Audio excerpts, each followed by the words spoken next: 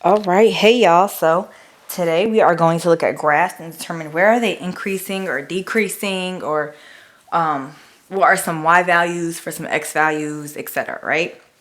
So our goals for this lesson are to describe orally and in writing a graph of a function that's increasing or decreasing over an interval, and explain why. Right? Explain the reasoning. And we can interpret a graph of temperature as a function of time using language such as input and output. Remember, input are your x values, output are your y values. All right, that's just a little reminder. So hopefully you've done the memory jogger. We're going to go straight into activity 5.2, time and temperature. So the graph shows the temperature between noon and midnight in one day in a certain city. All right, so we have this graph. On the y-axis is the temperature. On the x-axis is the time. 1 p.m., 2 p.m., 3 p.m., 4 p.m., etc.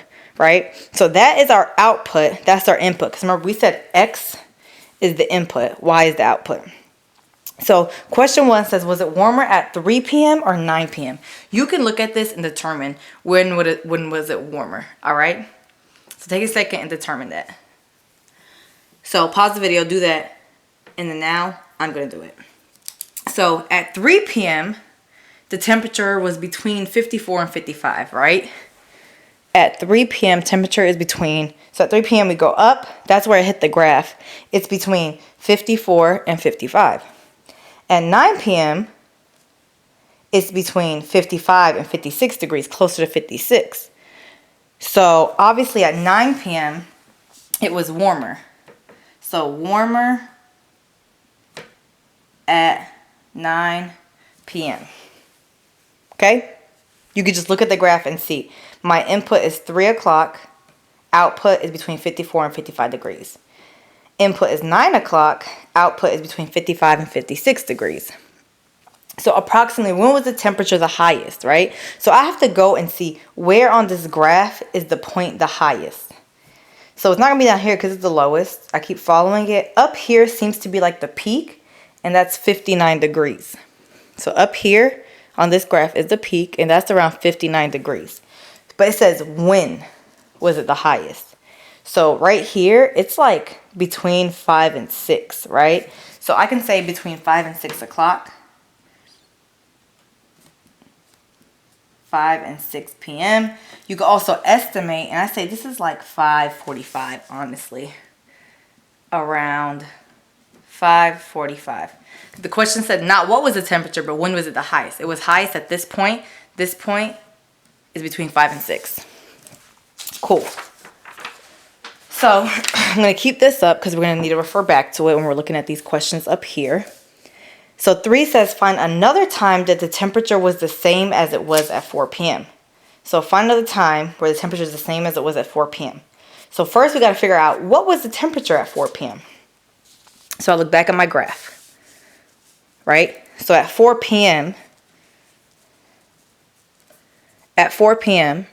it was around 57 degrees, right? To find another time, I can just travel straight across to see when it would hit the graph again. Oh, it hits around here. So that's around 8 p.m. So I would say for question 3, another time when the temperature was the same as it was at 4 p.m., that's 8 p.m., right? Because if you look at the graph, 4 p.m. it was 57. At 8 p.m. it was also around 57. That's how we compare. So number 4 says, did the temperature change more between 1 and 3 p.m. or between 3 and 5 p.m.? All right? Did the temperature change more between 1 p.m. and 3 p.m. or 3 p.m. and 5 p.m.? So I have to compare 2 different time frames. So I have to go back to my graph. Gonna zoom out just a little bit. And we're comparing between 1 and 3 p.m. So between 1 and 3 p.m. At 1 p.m. it was right here. So it's between 50 degrees and 51 degrees, right? So at 1 p.m. that's where it is. I would say 50.5 maybe. So I'm going to go back here, and I'm going to set up something. So 1 p.m. to 3 p.m. And then 3 p.m. to 5 p.m. because I want to organize my data. So we said at 1 p.m. it was like around 50.5, right? And then at 3 p.m., looking back at the graph, it's around, we could say 54 point, it's between 54 and 55. Do we see that? So at 3 p.m., if we go up here, it's between 54 and 55, this point right here. So you could say 54.5.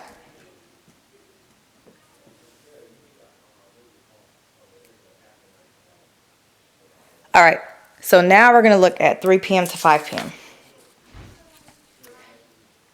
So at 3 p.m., we already determined it was 54.5. Sorry, y'all, some people just showed up in my house. Weird. And at 5 p.m., it was around 58 degrees.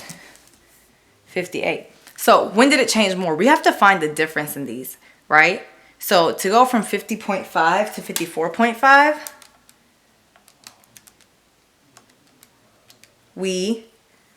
there's 4 units between them, right? So we have to add 4. To go from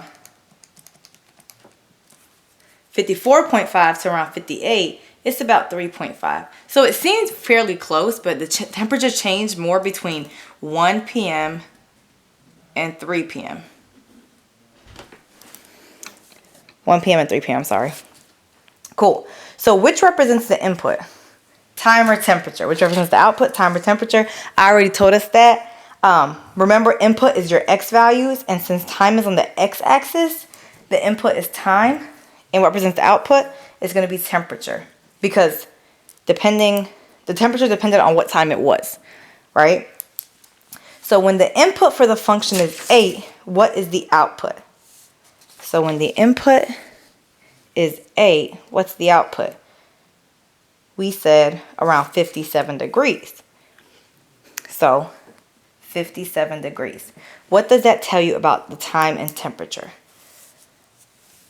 It tells us that at different times, there are different temperatures, right? So they're kind of correlated depending on the time. So as it gets, time afternoon increases, right?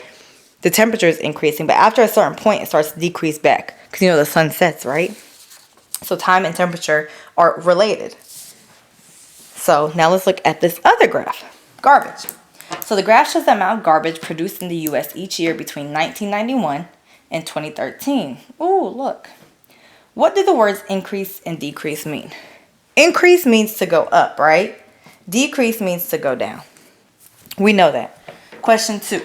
From 1999 to 2000, did the amount of garbage produced increase or decrease? So we have to look at the graph. We have to go from 1999. So this is 1995. So 1999 would be somewhere over here to 2000. So from this point to this point, it went up, right? It increased. How can you tell it increased? Well, first of all, we know that in 1999 it was right here. And that's a little bit above 230,000. I would say around 235,000. We have to estimate. And in 2000, it's a little below 250,000. I would say that's around 240,000. So we went from 235,000 to 245,000. It increased. So the output was higher. All right. Cool. So that was the amount of garbage, right? So this new graph below shows the percentage of garbage that was recycled between 1991 and 2013. So 1991 is right here. 2013 is somewhere around here. When was it increasing? Or when was it decreasing? So it looks like it was increasing from 1991 to like 1996, right? So from 1991 to 1996. There's also other intervals, right? From 1991 here to 1996. But then it goes down a little bit. So it decreases from 1996 to around 1997. And then it increases back up between 1997 and and 2007. Then it goes back down between 2007 and 2008. Okay.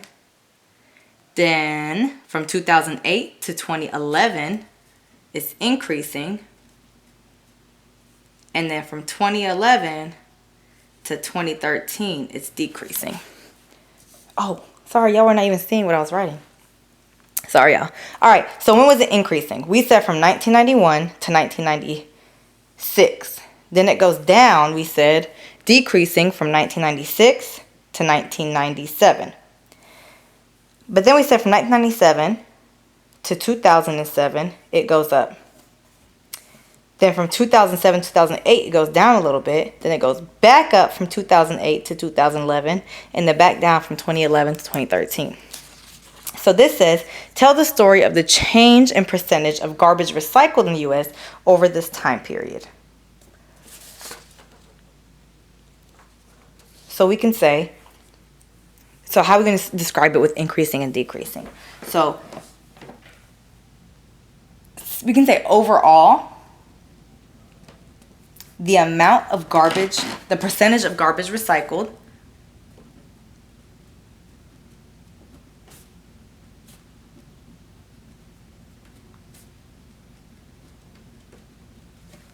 increased, right? However, there were short periods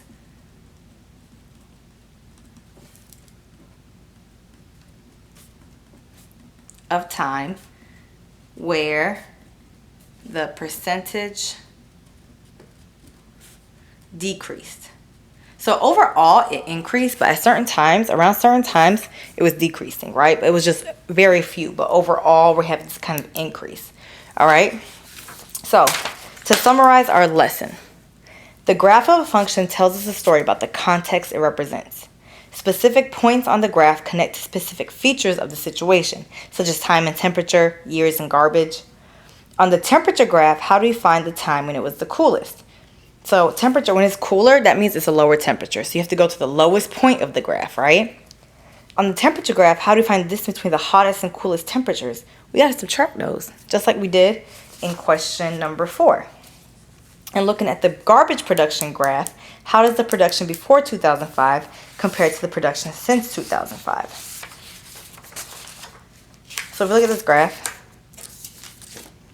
before 2005, it was increasing. Now it's kind of like stagnating a little bit. All right, so that's all we have for you. Get to your independent practice. Goodbye.